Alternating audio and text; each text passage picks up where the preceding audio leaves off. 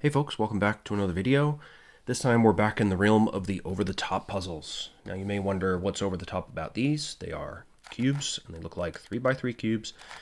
But here we're talking about over the top in terms of difficulty, in terms of challenge, rather than the shape, size, or physical configuration of the puzzle. Although there is a bit of interesting stuff about the configuration which makes the puzzle so challenging in the first place.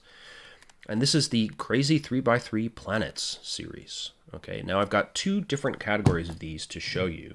The first thing I want to say is that if you look these cubes up, you will find that there are actually 8 variations of the Crazy 3x3 Planets. You can find them more easily in stickerless plastic like these, but they are also available in black plastic with stickers if you're so inclined, but I think they're a little bit harder to find.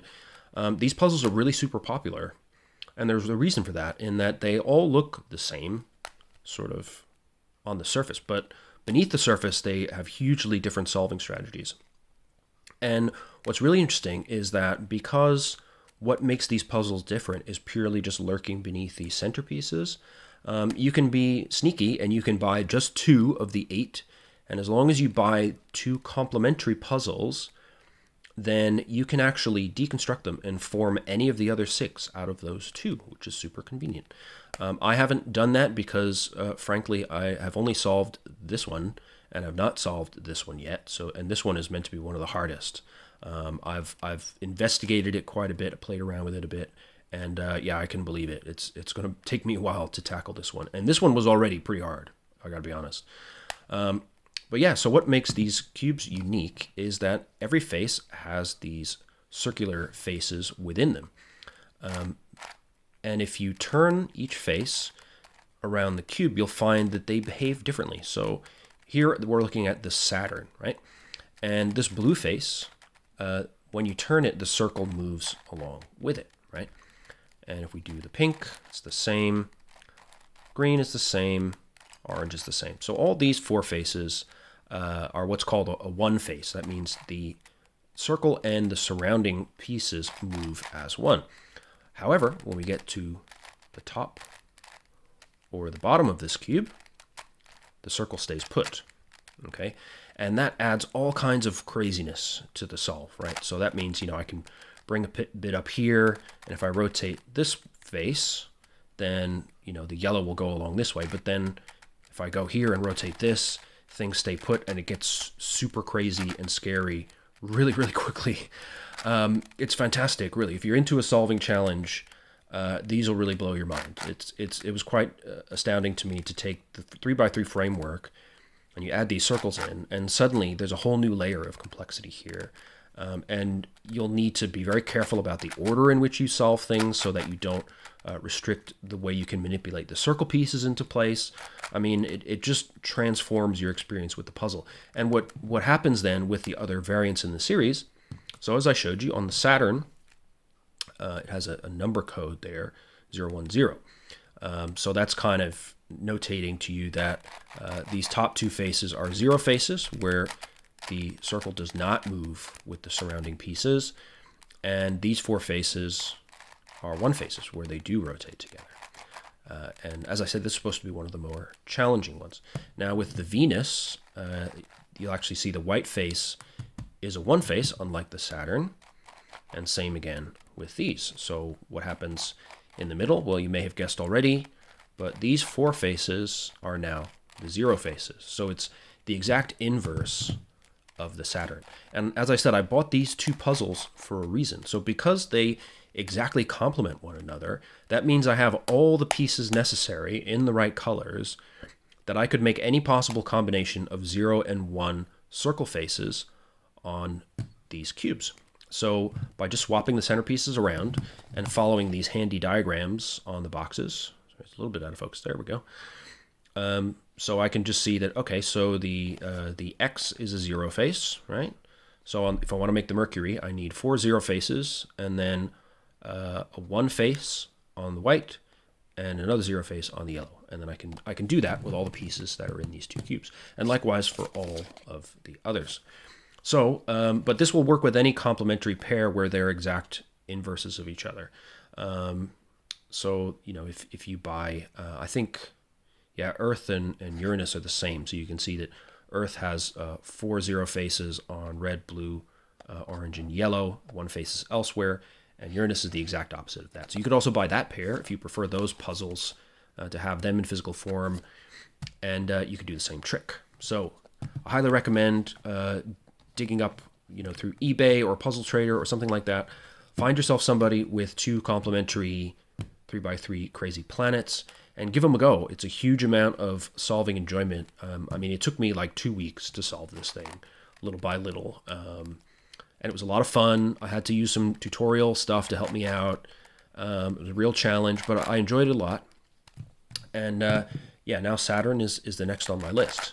But MF8, who made these puzzles, did not stop there. Oh no, they added another element to make these crazy planets even crazier. And that's what we have in these boxes here. So you can buy these still in stickerless plastic via the HK Now store. I think they're the only place that still has these. Note the mysterious numbers here. We got a 2 and a 4. We'll start with the 2, and I can show you what that means. So they thought, well, why not take another step with this kind of cube, right? Let's make it so that you have some faces with no circles at all and some faces with circles. And that is what brought us this cube. So this is quite simply, it just has 4 normal 3x3 faces and then 2 circle faces, both of which are 0 faces. But again, you can modify those pretty easily to make that a 1 and then a 0 or vice versa. And so then you add bandaging into the mix, right? So if I bring these normal 3x3 pieces into a circle face, I'm now bandaged. I can't turn that face anymore. And that multiplies the challenge significantly. So if I compare this, for example, to its equivalent with all circle faces, under which I think would be, what would it be? Maybe Earth, where, I have maybe 2 faces that behave differently on the top and bottom, and then 4 more circles around here. This would be probably harder because you've got that additional bandaging that comes into it. And again, there's a little trick you can do if you buy the set here. So the other half of this set has 4 circle faces and 2 regular faces. So you can see that the yellow and the white are on this one non-circle faces. There's circle faces on the others. And the others are all 0 faces, right? So again, these 2 puzzles are complementary, right? If we take the pieces and put them all in a big pile, we realize that we can actually make any combination we like of circle and non-circle faces on the 6 faces of a new rebuilt cube. So again, that means you can build quite a lot of fascinating puzzles with just these 2 cubes.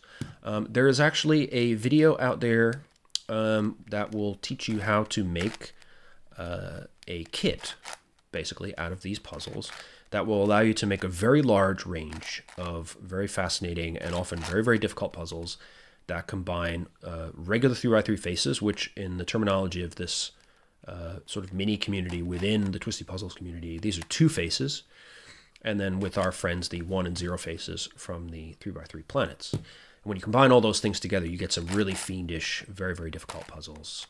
And yeah, I mean, just fascinating stuff can happen with these. Apparently, one of the very hard examples of this category of puzzles is actually just the straight up 4 circle face and double 2 face puzzle right here.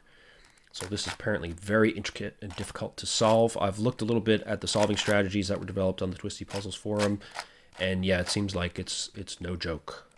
So I'm on the lookout for that. But I think I need some more solving experience really before I get into these too deeply. At some point, I will make the Circle 2 Face kit so that I can construct lots of crazy puzzles after I've solved the base form of these 2. Just like I plan to finish the Saturn and then construct the rest of those cubes from that set and do all the crazy planets. But yeah, these are just great bang for your buck. These were a little bit expensive. I think I paid $23 a piece from HK Now store. That's quite a lot for 2 cubes. But when you think about how difficult and long solves they are, and then all the other stuff you can build with them, it's really a bargain. You get a lot out of these. These I got from zcube.com. I think they were about $10 or $11 each, so much cheaper. But Zcube in general, sell some stuff really cheap. They are, unfortunately, I checked earlier today, they don't have any 3x3 planets in stock anymore, so hopefully there'll be another print run in relatively short order so you can pick them up.